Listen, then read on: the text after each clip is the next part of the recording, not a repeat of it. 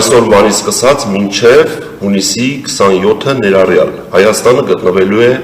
սերծովյան ցիկլոնի ազդեցության գոտում, որը հատկապես շատ ակտիվ կլինի հունիսի 24-ին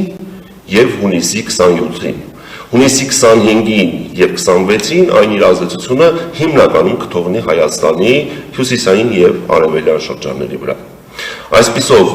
հունիսի 24-ից 27-ը ընկած ժամանակահատվածում հատկապես գիշերը եւ հետկեսօրյա ժամերին, երեկոյան ժամերին հանրապետության շրջանների մեծ մասում կդիտվեն ամպրոպային բնույթի կարճատև անձրևներ ժամանակ առ ժամանակ, առանձին հատվածներում կրկին կտեղակ կարկուտ։ Այս ցիկլոնը իր հետ այսօր հունիսի 24-ին հյուսիս-արևմուտքից սերծովի շրջաններից իր հետ բերել է ցուրտ օդային հոսանքներ եւ այսօր ցերեկային ժամերին երեկվա համեմատ հանրապետության ողջ տարածքում օդի ջերմաստիճանը կնվազի մոտ 4-ից 5 աստիճանով եւ Հայաստանի ամենատակ գոտիներում չի գերազանցի 30 աստիճան, այսինքն ամենատակ գոտիները որոնք են Սյունիքի հովտային գոտի, Տավուշի հովտային գոտի, Արարատյան դաշտ եւ Երևան։ Հունիսի 28-ից սկսած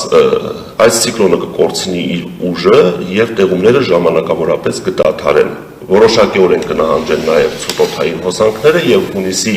28-ից 30 ընկած ժամանակահատվածում հանրապետության տարածքում մի փոքր մոտ 2-ից 4 աստիճանով օդի ջերմաստիճանը կբարձրանա։ Հիմա խոսենք հուլիսի կանխատեսումների մասին։ Հուլիսը օդի ամսական միջին ջերմաստիճանը հանրապետության ողջ տարածքում կանխատեսվում է կլիմական նորմայի սահմաններում։ Տեղումների քանակը սպասվում է նորմայից ավել, այսինքն ունենալու ենք ոչ շատ շոգ եւ բավարար տեղումներով հունիս։ Հիմնական ջերմաստիճանները ամսվա ընթացքում հանրապետության լեռնային շրջաններում ցերեկային ժամերին կտատանվեն 24-ից 28, նախալեռնային հատվածներում 30-ից 32, հովտային գոտիներում 32-ից 35 աստիճանի սահմաններում։ Չեն բացառվում առանձին օրեր, հատկապես ամսվա 3-րդ տասնօրյակում, մոտ 1-2 օր, որ օդի ջերմաստիճանը հանրապետության հովտային գոտիներում, դրանք են Արարատյան դաշտ, Սյունիքի հովտային գոտի, Երևան, 1-2 օր ընդամենը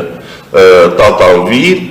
38-ից 40 աստիճանի սահմաններում։ Ընդհանուր առմամբ ամսվա մեծ մասը մենք ունենալու ենք հանրապետությունում կոմֆորտային ջերմաստիճան, ինչպես արդեն նշեցի։